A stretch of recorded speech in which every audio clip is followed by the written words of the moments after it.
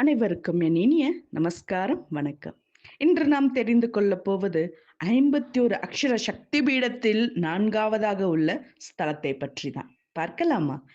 51 அக்ஷர சக்தி பீடத்தில் 4வது கோவில் காசி விஷாலாட்சி கோவில் ஆகும். இக்கோவில் இந்தியாவில் உத்தரப்பிரதேசத்தில் வாரணாசியில் கங்கை கரையில் உள்ள மீர்காட்டில் அமைந்துள்ளதாகும். இந்த கோவில் மணிகர்ணிகா சக்தி பீடமாகும். தேவியின் காதணி விழுந்த இடமாக இது கருதப்படுகிறது. சதி தேவியின் காதணி முத்து மணி போல இருந்ததால் மணிகர்ணிகா என்ற பெயர் ஏற்பட்டது ஆகும். விஷாலாட்சி என்றால் அகன்ற பெரிய கண்களை கொண்டவள் என்று பொருளாகும். இந்த கண்ணால் பிரபஞ்சம் முழுவதையும் உணர முடியும் என்பதால் தான் அம்பிகைக்கு விஷாலாட்சி என்ற திருநாமம் ஏற்பட்டது. தற்போது உள்ள விஷாலாட்சியின் கருஞ்சிலை 1970ஆம் ஆண்டு கோவிலை புனரமைக்கும் போது நிர்மாணிக்கப்பட்டது. சிலைக்கு வலது பக்கத்தில் தேவியின் உண்மையான சித்திரம் இடம்பெற்றுள்ளது. தேவியின் பிரதான கண் சிலைக்கு பின்னால் மற்றொரு சிலையும் உள்ளது.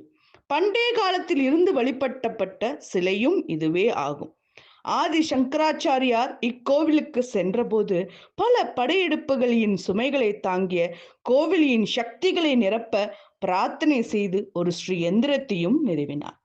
கோவிலில் தனி சன்னதியில் நின்ற கோலத்தில் அருள் பாலிக்கின்றாள் அன்னை விஷாலாட்சி.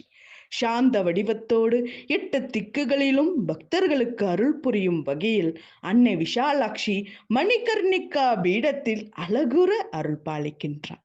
நவராத்திரியின் போது 9 நாட்களும் நவதுர்கா வடிவில் தோன்றி அருள் பாலிக்கின்றார் விஷாலாட்சி தாய். இப்படிப்பட்ட இந்த விஷாலாட்சி அருள் புரியும் காசி நகரத்தை பற்றிய சிறப்புகள் என்ன பார்க்கலாமே. புனித ஸ்தலங்களில் சிறப்பு மிக்கது காசி நகரம். முக்தி தலம் என்றும் அழைக்கப்படுகிறது. காசிக்கு இன்னொரு பெயர் வாரணாசி. அசி நதியையும் வருணை நதியையும் தெற்கு வடக்கு எல்லையாக கொண்ட கங்கைக்கரை நகரம் என்பதால் வாரணாசி என்ற பெயர் வந்தது. புராண பெயர் பனாரஸ், ஆனந்தவனம், மகாமயானம், ஹவிமுக்தம் என்பது ஆகும். வட இந்தியாவில் அயோத்தியா, மதுரா, ஹரித்வார், காசி, காஞ்சி, அவந்திகா, துவாரகா ஆகிய 7 மோட்சப்புரிகளில் நடுநாயகமாக திகழ்வது இந்த காசி ஸ்தலமாகும். 1800 கோவில்கள் உள்ள நகரம் உலகிலே காசி ஒன்றுதான். கிருதயுகத்தில் திரிசூல வடிவத்திலும், திரதாயுகத்தில் சக்கர வடிவத்திலும், துவாபர யுகத்தில் தேர் வடிவத்திலும், கலியுகத்தில் சங்கு வடிவத்திலும் காசி ஸ்தலம் இருப்பதாக காசி ரகசியம் புராண நூல் கூறுகின்றது.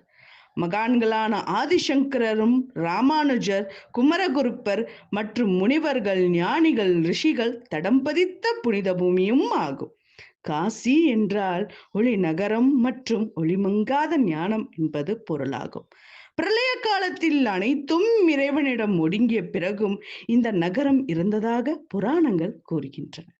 சரி, இன்னும் என்ன ஒரு அதிசயம் என்ன அப்படின்னா, காசி நகரத்தில் வசிக்கும் மனிதர்கள் மட்டுமில்ல, அங்கு வசிக்கும் அனைத்து ஜீவன்களும் புண்ணியம் செய்தவையே. இங்கு நாய்கள் குரைப்பதில்லை, பள்ளிகள் சத்தம் எழுப்புவதில்லை, மாடுகள் யாரையும் முட்டுவதில்லை, மேலும் பூக்கள் மணப்பதில்லை, எரிக்கப்படும் பிணங்களில் இருந்து கெட்ட நாற்றம் வருவதில்லை. காசி நகரை சுற்றி 45 கல் எல்லை வரையில் கருடன் பறப்பதில்லை. ஏன் அப்படி பார்க்கலாமே. ராமர் ராவணவதம் செய்த பின் சேதுவில் சிவபூஜை செய்வதற்காக ஹனுமனை காசிக்கு சென்று சிவலிங்கம் கொண்டு வரும்படி தெரிவித்தாராம். ஹனுமன் காசியை அடைந்தார். எங்கும் லிங்கங்கள், எது சுயம்புலிங்கம் என்று தெரியாமல் நின்றார். அப்போது ஒரு சிவலிங்கத்திற்கு நேரே கருடன் வட்டமிட்டான். பள்ளியும் நல்லூரை கூறியதாம். இந்த 2 குறிப்புகளினால் அது சுயம்புலிங்கம் என்று அறிந்த ஹனுமன் அந்த சிவலிங்கத்தை பெயர்த்து எடுக்க புறப்பட்டார். காசியின் காவலாகிய கால பைரவர் அதை கண்டதும், என் அனுமதி பெறாமல் எப்படி நீ சிவலிங்கத்தை எடுக்கலாம் என்று கூறி தடுத்தார். பைரவருக்கும் ஹனுமனுக்கும் கடும் போர் நடந்ததாம். அப்பொழுது தேவர்கள் வந்து பைரவரை வணங்கி, உலக நன்மைக்காக இந்த சிவலிங்கம் தென்னாடு போகிறது, அனுமதிக்க வேண்டும் என்று வேண்டினார்கள். பைரவர் சாந்தி அடைந்து சிவலிங்கத்தை கொண்டு செல்ல அனுமதித்தார். ஆனாலும் தம் அனுமதி பெறாத லிங்கத்தை எடுக்க முயன்ற ஹனுமனுக்கு துணை புரிந்த கருடன் காசி நகர எல்லைக்குள் பறக்கக்கூடாது என்றும் பள்ளிகள் காசியில் இருந்தாலும் ஒழிக்கக்கூடாது என்றும் பைரவர் சாபமிட்டார். அந்த சாபத்தின்படி இன்றும் காசி நகர எல்லைக்குள் கருடன் பறப்பதில்லை, பள்ளிகள் ஒழிப்பதில்லை. சரி, இன்னும் என்ன சிறப்புகள் பார்க்கலாம். காசி நகரம் வேத காலம் புராண காலத்துக்கு முந்தையது. சூரியனின் புதல்வரான சனி பகவான் சிவனை நினைத்து தவம் செய்து நவக்கிரகங்களில் ஒருவராகவும் மற்றொரு புதல்வர் யமதர்மன் எம்பெருமானை நோக்கி தவம் செய்து யமலோகத்துக்கு அதிபதியாகவும் ஆயினார். பிரம்மதேவன் இந்த ஸ்தலத்தில் யாகம் செய்து பிரம்ம பதவியையும் பெற்றார். மகாபாரதத்திற்கு பஞ்ச பாண்டவர்கள் வழிபட்ட ஸ்தலமாக இந்த ஸ்தலம் சிறப்புமிக்கது.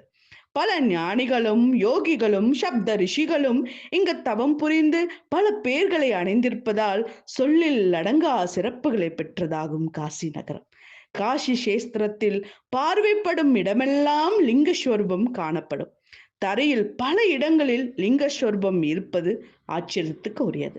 காஞ்சி மகா பெரியவர் காசியில் வசிக்கும் காலங்களில் காலில் பாதுகையை அணிய மாட்டார். சக்தி பீடமாக திகழும் அன்னை விஷாலாட்சி கோவில் தென்னிந்திய பாணியில் அழகுற கட்டப்பட்டுள்ளது. நாட்டுக்கோட்டை நகரத்தாரால் காசி விஸ்வநாதர் கோவில் அருகே புதிய இடம் வாங்கி தமிழக கட்டிடக்கலையில் கிபி 1893 விஷாலாட்சி கோவில் கட்டப்பட்டது.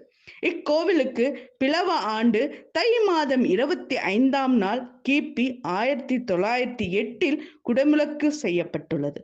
தீபாவளியின் போது மட்டும் 2 நாள்களுக்கு நாட்டுக்கோட்டை நகர சத்திரத்தில் உள்ள ஸ்வர்ண உற்சவ விஷாலாட்சி அம்மன் தரிசனத்திற்கு மண்டபத்தில் எழுந்தருளிக்கின்றார். இப்படி பல சிறப்புகள் உள்ள காசி நகரத்தையும் அங்கே அருள்பாலிக்கும் விஷாலாட்சி தாயும் நாம் தரிசனம் செய்து அவர்களின் அருளை பெற்று சகல சௌபாக்கியத்துடன் வாழ்வோம். நன்றி, வணக்கம்.